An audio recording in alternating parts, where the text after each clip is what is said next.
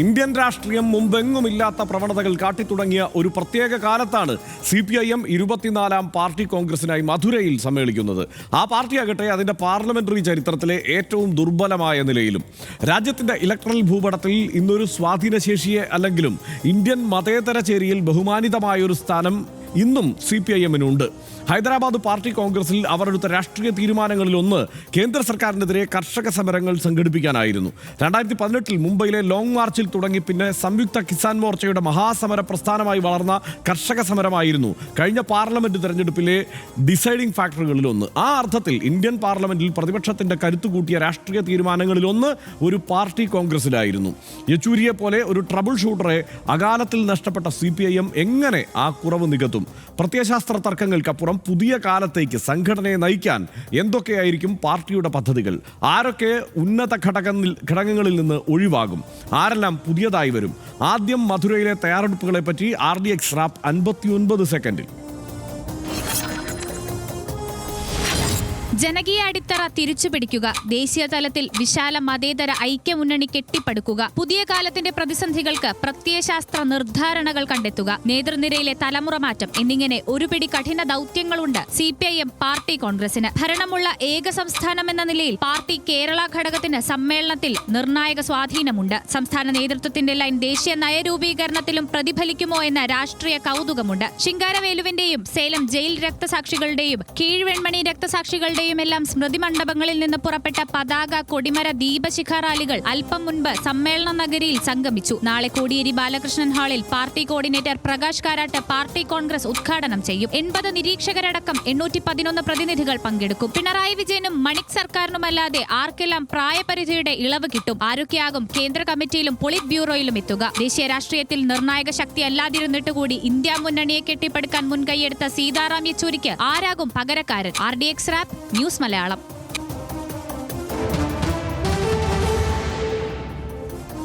Party polit ബ്യൂറോയിൽ നിന്ന് ഒഴിയുന്നവരാരെല്ലാം സെൻട്രൽ കമ്മിറ്റിയിലേക്ക് വരാൻ സാധ്യതയുള്ളത് ആർക്കൊക്കെ, പോളിറ്റ് ബ്യൂറോയിലേക്ക് വരാൻ സാധ്യതയുള്ളവരാരെല്ലാം എന്നതെല്ലാം വളരെ വേഗത്തിൽ നമ്മൾ പരിശോധിക്കുകയാണ്. പോളിറ്റ് ബ്യൂറോ അംഗങ്ങൾ ഇപ്പോൾ അന്തരിച്ച സീതാറാം യെച്ചൂരിയുടെ ഒഴിവ് അവിടെയുണ്ട്. ഇപ്പോൾ പ്രകാശ് കാരാട്ട് അവിടെ പോളിറ്റ് ബ്യൂറോ അംഗമായുണ്ട്. പിണറായി വിജയൻ ഉണ്ട്. 77 വയസ്സ്, 79 വയസ്സ് എന്നൊക്കെയാണ് ഇവരുടെ പ്രായം. ബൃന്ദ കാരാട്ടിന് 77 വയസ്സാണ്. മണിക് സർക്കാരിന് 76 വയസ്സാണ്. കോടിയേരി ബാലകൃഷ്ണൻ അന്തരിച്ചിട്ടുണ്ട്, ആ ഒഴിവുണ്ട്. മറ്റൊന്ന് MA ബേബിയാണ്, 70 വയസ്സാണ് MA ബേബിക്ക്. സൂര്യകാന്ത മിശ്രയ്ക്ക് 76 വയസ്സ്. മുഹമ്മദ് സലീമിന് 67 വയസ്സ്. സുഭാഷിണി അലിക്ക് 77 വയസ്സ്. BV രാഘവലുവിന് 72 വയസ്സ്. G രാമകൃഷ്ണന് 75 വയസ്സ്. ഇനിയുള്ളത് തപൻസെനും നിലോൽപൽ ബസുവും രാമചന്ദ്ര ഡോമുമാണ്. തപൻസെന് 73 വയസ്സ്, നിലോൽപൽ ബസുവിന് 68 വയസ്സ്, രാമചന്ദ്ര ഡോമിന് 66 വയസ്സ്. A വിജയരാഘവൻ, അശോക് ധാവ്ളെ എന്നിവരുടെ കൂടി പ്രായം നമുക്ക് പരിശോധിക്കാം. A വിജയരാഘവന് 69 വയസ്സ്, അശോക് ധാവ്ളയ്ക്ക് 72 വയസ്സ് എന്നിങ്ങനെയാണ് പോളിറ്റ് ബ്യൂറോയിലെ അംഗങ്ങളുടെ ഒരു പ്രായം. പ്രായപരിധി ഇളവ് ലഭിക്കുന്നവർ ആരൊക്കെയാണ് എന്ന് നമുക്ക് പരിശോധിക്കാം. മണിക് സർക്കാരിന് സംസ്ഥാന സമിതിയിൽ തന്നെ ഇളവ് ലഭിച്ചിരുന്നു. അവിടെ പാർട്ടിയെ സംഘടിപ്പിക്കേണ്ടത് മണിക് സർക്കാർ തന്നെയാണ്, അതുകൊണ്ട് ഇളവുണ്ട്. പിണറായി വിജയൻ BJP വിരുദ്ധ സർക്കാരിനെ നയിക്കുന്ന നേതാവ് എന്ന പരിഗണനയുള്ളതുകൊണ്ട് പിണറായി വിജയന് ഇളവുണ്ട്. പോളിറ്റ് ബ്യൂറോയിലേക്ക് ഇനി സാധ്യതയുള്ളത് ആർക്കൊക്കെയാണ് എന്നത് പരിശോധിക്കാം. വിജു കൃഷ്ണൻ, മറിയം ധാവ്ളെ എന്നിവർക്കാണ് പോളിറ്റ് ബ്യൂറോയിലേക്ക് ഇത്തവണ സാധ്യതയുള്ള പ്രധാനപ്പെട്ട 2 പേരുകൾ.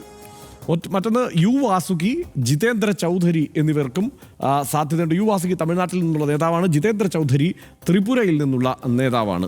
ജനറൽ സെക്രട്ടറി ആവാൻ സാധ്യത ആർക്കൊക്കെയാണ് എന്നത് പരിശോധിക്കാം. ഒന്ന് മണിക് സർക്കാർ എന്ന പേര് തന്നെയാണ് പ്രധാനമായി ഉള്ളത്. ത്രിപുരയിൽ നിന്നുള്ള മുൻ മുഖ്യമന്ത്രി, പോളിറ്റ് ബ്യൂറോ അംഗം. പിന്നെ നിലോൽപൽ ബസു പശ്ചിമ ബംഗാളിൽ നിന്നുള്ള നേതാവ്. മറ്റൊന്ന് അശോക് ധാവ്ളെയാണ്. അശോക് ധാവ്ളേക്കും ഈ സാധ്യത കൽപ്പിക്കുന്നുണ്ട്. BV രാഘവലുവിനും MA ബേബിക്കും ഈ സാധ്യത കൽപ്പിക്കുന്നു. BV രാഘവലു ആന്ധ്രാപ്രദേശിൽ നിന്നുള്ള നേതാവാണ്. ഇനി ഓരോരുത്തരുടെയും ഈ പറയുന്ന സാധ്യത കൽപ്പിക്കുന്നവരുടെ ഒരു സാഹചര്യം, അവരുടെ രാഷ്ട്രീയ പ്രവർത്തന പരിചയം, ഇതൊക്കെ എങ്ങനെയാണെന്ന് പരിശോധിക്കാം. മണിക് സർക്കാരിനെ പരിശോധിച്ചാൽ 19ാം വയസ്സിൽ CPIM-ന്റെ അംഗമായ ആളാണ്. 31ാം വയസ്സിൽ അഗർത്തല മണ്ഡലത്തിൽ നിന്ന് നിയമസഭാ അംഗമായ ആളാണ്. 98 മുതൽ 2018 വരെ ത്രിപുരയുടെ മുഖ്യമന്ത്രിയായിരുന്നയാളാണ്. 49ാം വയസ്സിൽ പോളിറ്റ് ബ്യൂറോയിലെത്തി.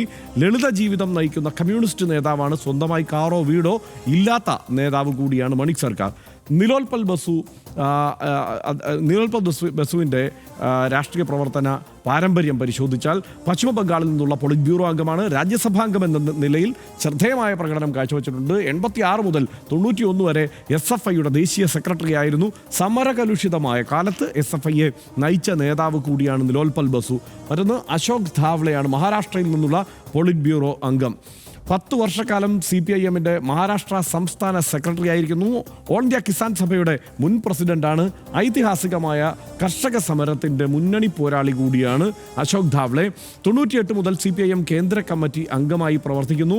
മഹാരാഷ്ട്രയിൽ നിരവധി സമരങ്ങൾക്ക് നേതൃത്വം നൽകിയിട്ടുണ്ട്. ഒരു സമര ജീവിതമാണ് സമ്പൂർണ്ണമായും അശോക് ധാവ്ലെയുടേത്. മറ്റൊന്ന് MA ബേബിയാണ്, കേരളത്തിൽ നിന്നുള്ള നേതാവ്. SFIയിലൂടെ രാഷ്ട്രീയത്തിലെത്തിയ നേതാവാണ്. അടിയന്തരാവസ്ഥ കാലത്ത് ജയിൽവാസം അനുഭവിച്ചിട്ടുണ്ട്. 86-ലും 92-ലും രാജ്യസഭാംഗമായി തെരഞ്ഞെടുക്കപ്പെട്ടിട്ടുണ്ട്. 2006 മുതൽ 2011 വരെ കേരളത്തിൽ വിദ്യാഭ്യാസ സാംസ്കാരിക വകുപ്പ് മന്ത്രിയായിരുന്നു. 2012 മുതൽ പോളിറ്റ് ബ്യൂറോ അംഗമാണ്. വിദേശ കമ്മ്യൂണിസ്റ്റ് പാർട്ടികളുമായി അദ്ദേഹത്തിന് അടുത്ത ബന്ധമുണ്ട് എന്ന പ്രത്യേകതയുമുണ്ട്. BV രാഘവലു, ആന്ധ്രാപ്രദേശിൽ നിന്നുള്ള പോളിറ്റ് ബ്യൂറോ അംഗമാണ്. BV രാഘവലു 97-ൽ സംസ്ഥാന സെക്രട്ടറിയായി, ആന്ധ്രാപ്രദേശിൻ്റെ സംസ്ഥാന സെക്രട്ടറിയായി, സംസ്ഥാന വിഭജനം വരെ സെക്രട്ടറിയായി തുടർന്നു. ആഭ്യന്തര തർക്കങ്ങളെ തുടർന്ന് പോളിറ്റ് ബ്യൂറോയിൽ നിന്ന് ഒഴിഞ്ഞെന്നിടയ്ക്ക് വാർത്ത വന്നിരുന്നു. ഇനി കേന്ദ്ര കമ്മിറ്റിയിലേക്ക്, CCയിലേക്ക് കേരളത്തിൽ നിന്ന് ഉള്ള ഒഴിവുകളാണ്. 3 ഒഴിവാണ് CCയിലേക്ക് ഉള്ളത്. കോടിയേരി ബാലകൃഷ്ണൻ്റെ, AK ബാലൻ്റെ, PK ശ്രീമതിയുടെ, ഇങ്ങനെ 3 ഒഴിവാണ് കേന്ദ്ര കമ്മിറ്റിയിലേക്ക് ഉള്ളത്. ഒപ്പം ഈ CCയിലേക്ക് എത്താൻ സാധ്യതയുള്ളവരുടെ പേരുകൾ കൂടി നമുക്ക് പരിശോധിക്കാം. TP രാമകൃഷ്ണൻ, MB രാജേഷ്, മുഹമ്മദ് റിയാസ് എന്നീ പേരുകൾക്കാണ് ഏറ്റവും സാധ്യത കൽപ്പിക്കപ്പെടുന്നത്. TP രാമകൃഷ്ണൻ്റെയും Muhammad റിയാസിൻ്റെയും MB രാജേഷിൻ്റെയും. കാരണം MB രാജേഷിനൊപ്പമുള്ളവരൊക്കെ ഇവിടെ സംസ്ഥാന സെക്രട്ടേറിയറ്റിലേക്ക് എത്തി. അദ്ദേഹത്തിനെ ഒരുപക്ഷെ കേന്ദ്ര കമ്മിറ്റിയിലേക്ക് പരിഗണിക്കാനുള്ള സാധ്യത ഇപ്പോൾ നിലനിൽക്കുന്നു. വനിതാ പ്രാതിനിധ്യം എങ്ങനെയാണ് എന്നത് കൂടി നോക്കാം. TNCമയ്ക്കും J മേഴ്സിക്കുട്ടി അമ്മയ്ക്കുമാണ് വനിതാ പ്രാതിനിധ്യം എന്ന നിലയിൽ ഉൾപ്പെടാൻ സാധ്യതയുള്ളവർ. സനീഷ്, ഇതാണ് ഏതാണ്ട് കേരളത്തിന് താല്പര്യമുള്ള, കേരളത്തിലെ CPIM പ്രവർത്തകർക്ക് താല്പര്യമുള്ള ചില വിവരങ്ങൾ. എങ്ങനെയാണ് CPIMൻ്റെ ഈ പാർട്ടി കോൺഗ്രസിനെ സനീഷ് കാണുന്നത്? വളരെ പ്രധാനപ്പെട്ടതാണ്. ആ പാർട്ടിയെ സംബന്ധിച്ചിടത്തോളം വളരെ പ്രധാനപ്പെട്ടതാണ്. ആ പാർട്ടിയെ ശ്രദ്ധിക്കുന്ന ആളുകളെ സംബന്ധിച്ചിടത്തോളം വളരെ പ്രധാനപ്പെട്ടതാണെന്നുള്ള കാര്യത്തിൽ യാതൊരു സംശയമില്ലല്ലോ. ഇപ്പോൾ CPIMന് പൊളിറ്റിക്സ് ഉണ്ട്, പക്ഷേ അത് പറയാനുള്ള ആളില്ല എന്നതാണ് ഏറ്റവും പ്രധാനപ്പെട്ട കാര്യം രാജ്യത്താകെ. 1925 എന്ന വർഷം നമുക്കറിയാം വളരെ പ്രധാനപ്പെട്ടതാണ് ഇന്ത്യൻ രാഷ്ട്രീയ സാഹചര്യം വെച്ച് നോക്കുകയാണെങ്കിൽ. അവിടെ RSS രൂപീകരിക്കപ്പെടുന്നത് 1925-ലാണ്. ഇന്ത്യയിലെ കമ്മ്യൂണിസ്റ്റ് പാർട്ടി രൂപീകരിക്കപ്പെടുന്നത് 1925-ലാണ്. ഈ പറഞ്ഞ 2 സംഘങ്ങൾ ഇപ്പോൾ എന്തവസ്ഥയിലുള്ളതെന്ന് നമുക്കറിയാം. RSS ഈ രാജ്യത്തെ ആകെ തന്നെയും ഭരിക്കുന്ന സംവിധാനത്തിൻ്റെ ഏറ്റവും ശക്തമായിട്ടുള്ള സംവിധാനമായിട്ട് മാറി. കമ്മ്യൂണിസ്റ്റ് പാർട്ടികൾ പിളരുകയും മറ്റുമൊക്കെ ചെയ്ത് കമ്മ്യൂണിസ്റ്റ് പാർട്ടികൾ ദുർബലമായി. അതിലേറ്റവും പ്രധാനപ്പെട്ട പാർട്ടിയുടെ അവസ്ഥ ഇതാണ്. നമുക്കറിയാം കേരളത്തിൽ മാത്രം ഒരു മുഖ്യമന്ത്രിയാണുള്ളത്. നമ്മളൊക്കെ ചെറുപ്പക്കാരായി രാഷ്ട്രീയം കണ്ടുകൊണ്ടിരിക്കുന്ന ഈ കാലത്തിനിടക്ക് തന്നെ ഈ പറയുന്ന കമ്മ്യൂണിസ്റ്റ് പാർട്ടി വളരെ താഴേക്ക് പോയി. അപ്പോൾ RSSനെയും കമ്മ്യൂണിസ്റ്റ് പാർട്ടിയും ചേർത്ത് വെക്കുന്നൊരു പ്രശ്നമുണ്ട്. കാരണം RSS ഈ രാജ്യത്തിൻ്റെ മനസ്സിലെ ഏറ്റവും വലിയ, അല്ലെങ്കിൽ ഏത് രാജ്യത്തിൻ്റെയും അകത്തുള്ള മതം ഉപയോഗിച്ചാണ് കളിക്കുന്നത് എന്നുള്ളത് കുറേ കൂടെ മുന്നോട്ട് വരുമെന്നതിൽ അത്ഭുതമൊന്നുമില്ല. പക്ഷേ കമ്മ്യൂണിസ്റ്റ് പാർട്ടിക്ക് ഉണ്ടായിരിക്കുന്ന സമാനതകളില്ലാത്ത തേയ്മാനത്തിൻ്റെ കാരണങ്ങളിലൊന്ന് അവർക്ക് ഈ രാഷ്ട്രീയം എല്ലായിടത്തും ചെന്ന് പറയാനുള്ള നേതാക്കളില്ല എന്നതാണ്. ഞാൻ ഏറ്റവും കൂടുതലായിട്ട് ഈ മധുര കോൺഫറൻസിൽ ശ്രദ്ധിക്കുന്നൊരു കാര്യം ഏതൊക്കെ നേതാക്കളായിരിക്കും നേതൃപദവിയിലേക്ക് വരിക എന്നതാണ്. ഇപ്പോൾ ജനറൽ സെക്രട്ടറി ആരായിരിക്കും എന്നത് വളരെ പ്രധാനപ്പെട്ട ഒരു കാര്യമാണ്.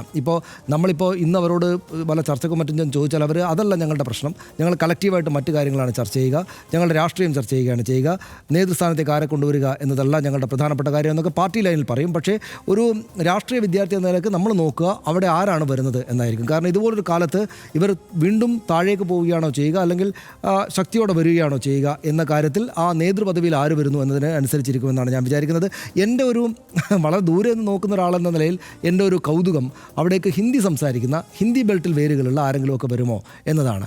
കേരളത്തിൽ നിന്ന് ഒരാൾ പോയിട്ട് അഖിലേന്ത്യാ അധ്യക്ഷനാവുക, ജനറൽ സെക്രട്ടറി ആവുക എന്നത് അദ്ദേഹത്തിന് വലിയ രാഷ്ട്രീയമായിട്ടുള്ള നല്ല പേരുണ്ടാവും. ഈ പറഞ്ഞ ആളുകളെല്ലാം ശരാശരി 50 വർഷക്കാലം ഈ രാജ്യത്ത് രാഷ്ട്രീയ പ്രവർത്തകരായിട്ട് ജീവിച്ച ആളാണ്. 50 വർഷക്കാലം എന്ന് വെച്ചാൽ അതിപ്പോൾ MA ബേബി തൊട്ട് അങ്ങോട്ടുള്ള എല്ലാ ആളുകളും, ഈ പറഞ്ഞ ആളുകളെല്ലാം 1975 എന്ന വർഷം തൊട്ട് ഈ 2025 വരെ 50 വർഷം ദീർഘമായിട്ട് നമ്മുടെ നാട്ടിൽ രാഷ്ട്രീയം പല വഴിക്കൊക്കെ തിരിഞ്ഞും മറിഞ്ഞുമൊക്കെ പോയത് നേർക്കുനേർ കണ്ടിട്ട് അതിനോട് ഫൈറ്റ് ചെയ്ത് നിന്ന ആളുകളാണ്. അപ്പോൾ അവർക്ക് ദുർബലമായ പാർട്ടി ആയിട്ടുണ്ടെങ്കിലും അവർ വ്യക്തികളെന്ന നിലയ്ക്ക് ഈ കാര്യങ്ങളെല്ലാം കാണുകയും ഫൈറ്റ് ചെയ്യുകയും മുഖാമുഖം നിൽക്കുകയും ചെയ്തിട്ട് നല്ല ആന്തരികമായിട്ട് കരുത്തുള്ള മനുഷ്യരായിരിക്കും ഞാൻ വിചാരിക്കുന്നത്. പലതരത്തിൽ അവരുടെ കൺമുന്നിലാണ് അവരുടെ ഏറ്റവും പ്രധാനപ്പെട്ട റഷ്യ തകർന്നില്ലാണ്ടായി പോയത്, സോവിയറ്റ് യൂണിയൻ തകർന്നു പോയത്. പക്ഷേ എന്നിട്ട് നിന്നൊരു പാർട്ടിയുടെ ആളുകളാണ് അവർ. അതുകൊണ്ട് ആ നിലക്ക് വ്യക്തികൾക്ക് കരുത്തുണ്ടാകും. പക്ഷേ ഈ ഹിന്ദി ബെൽറ്റിൽ ഇത്രക്ക് നിർണായകമായ തോതിലൊരു മതാധിഷ്ഠിത രാഷ്ട്രീയം രാജ്യത്തെ ആകപ്പാടെ ഇങ്ങനെ സമഗ്രമായിട്ട് തന്നെയും ഏറ്റവും ശക്തിയുള്ള കരുത്തരം സംഗതിയായിട്ട് മാറുന്ന സമയത്ത് ഇവരാരായിരിക്കും വ്യക്തിപരമായിട്ട് നയിക്കാൻ വരിക? അതൊരു മലയാളി ആവരുതെന്നാണ് എൻ്റെ വ്യക്തിപരമായിട്ട്. അതിൽ എനിക്ക് തോന്നുന്നത് ഈ പറഞ്ഞ സനീഷിൻ്റെ ആ ആഗ്രഹം വരുന്നത് ഈ അശോക് ധാവ്ലയെ പോലുള്ള പേരുകളൊക്കെ അല്ലെങ്കിൽ നിലോൽപത് ബസുവിനെ പോലുള്ള പേരുകളൊക്കെ അവിടെ വന്ന് നിൽക്കുന്നു എന്നതുകൊണ്ട് കൂടിയായിരിക്കാം അങ്ങനെ ഒരു തോന്നൽ വരുന്നത്. കാരണം പ്രത്യേകിച്ച് ഇപ്പോൾ കഴിഞ്ഞ നമ്മൾ ആ ആദ്യത്തെ റാപ്പിൽ തന്നെ കൃത്യമായി പറഞ്ഞു, അതായത് കഴിഞ്ഞ പാർട്ടി കോൺഗ്രസ്സിലാണ് ഈ കർഷകരെ സംഘടിപ്പിക്കാനുള്ള ഒരു തീരുമാനമുണ്ടാകുന്നത്. കർഷകരെ സംഘടിപ്പിക്കാനുള്ള സംവിധാനം സത്യത്തിൽ CPIM ഇല്ല രാജ്യം മുഴുവൻ. അതിനൊരു അടവ് നയം സ്വീകരിച്ചുകൊണ്ട് തന്ത്രപരമായി എല്ലാ സംഘടനകളെയും ഏകോപിപ്പിച്ചുകൊണ്ട് അതിനൊരു രാഷ്ട്രീയം മുന്നോട്ട് വെച്ച് ആ ആശയം പറഞ്ഞ് നടത്തിയ സമരം നരേന്ദ്രമോദി സർക്കാർ വന്നതിന് ശേഷം വിജയിച്ച ഒരേ ഒരു സമരമാണ്. ഒരു പ്രതിപക്ഷം നടത്തിയ ഒരു സമരം കൂടിയല്ല, പ്രതിപക്ഷത്തിൻ്റെ ഒരു പിന്തുണയോടെ അല്ലെങ്കിൽ പ്രതിപക്ഷം നയിച്ച ഒരു സമരമല്ല, അത് കർഷകർ നയിച്ച സമരമാണ്. ആ സമരമാണ് രാജ്യം കണ്ട വിജയിച്ച ഏക സമരം. അതിൻ്റെ രാഷ്ട്രീയം, അതിൻ്റെ പൊളിറ്റിക്സ് CPIM-ൻ്റെതായിരുന്നു എന്ന വസ്തുതയുണ്ട്. അപ്പോൾ അതുകൊണ്ട് തന്നെ സനീഷ് പറഞ്ഞതുപോലെ എൻ്റെയും ആഗ്രഹം ആ വടക്ക് നിന്നൊരു നേതാവ് തന്നെ CPIM-നെ നയിക്കാനുണ്ടാവുക എന്നത് തന്നെയാണ്. അങ്ങനെയാണെങ്കിൽ അല്ലെങ്കിൽ എന്താണ് പ്രശ്നം എന്നറിയോ സനീഷ്? ഞാനൊരു 10-23 വർഷം മുമ്പുള്ള RSPയുടെ കാര്യം ആലോചിക്കുകയാണ്. തിരുവനന്തപുരത്ത് നമ്മൾ ഈ മാധ്യമപ്രവർത്തനം തുടങ്ങിയ കാലത്തൊക്കെ RSPയുടെ ദേശീയ യോഗങ്ങളൊക്കെ തിരുവനന്തപുരത്ത് ചേരും. അപ്പോൾ നമ്മൾ PMG ജംഗ്ഷന് താഴെയുള്ള RSPയുടെ ഓഫീസിന് വെളിയിൽ നമ്മൾ നോക്കിക്കഴിഞ്ഞാൽ ഇങ്ങനെ സ്റ്റേറ്റ് കാറുകൾ നിരന്ന് കിടക്കും RSPയുടെ ഓഫീസിന് മുന്നിൽ. കാരണം അവർക്ക് ഈ 2-3 സംസ്ഥാനങ്ങളിൽ മന്ത്രിമാരുണ്ട്. ആ മന്ത്രിമാരെല്ലാം വരുന്ന ആളുകളെല്ലാം ഇവിടെ ഇങ്ങനെ വന്നു ചേരുന്നു, വലിയ യോഗങ്ങൾ നടക്കുന്നു. ആ RSP ഇന്ന് ഇവിടെ ചെന്ന് നിൽക്കുന്നു എന്നുള്ളതാണ്. അതായത് ചവറയ്ക്ക് അപ്പുറത്തേക്ക് ഇല്ല എന്ന് അവർ തന്നെ പറയുകയാണ്. കഴിഞ്ഞ ദിവസം AICC തന്നെയാണ് നമുക്കെവിടെ പാർട്ടി, നമുക്കെവിടെ സീറ്റ് എന്നുള്ളത് AICC തന്നെ പറയുന്ന അവസ്ഥയിലേക്ക് ആ പാർട്ടി ചുരുങ്ങി.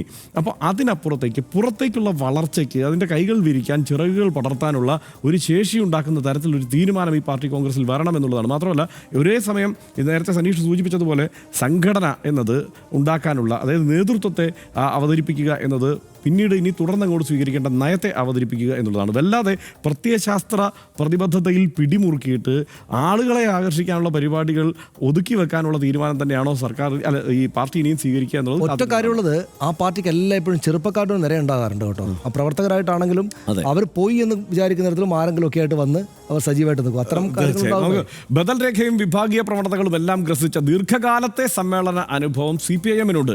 ഇക്കുറി അവരുടെ നേതൃത്വം ശാന്തമായി ഒരു പാർട്ടി കോൺഗ്രസിനായി മധുരയിൽ സമ്മേളിക്കുകയാണ്.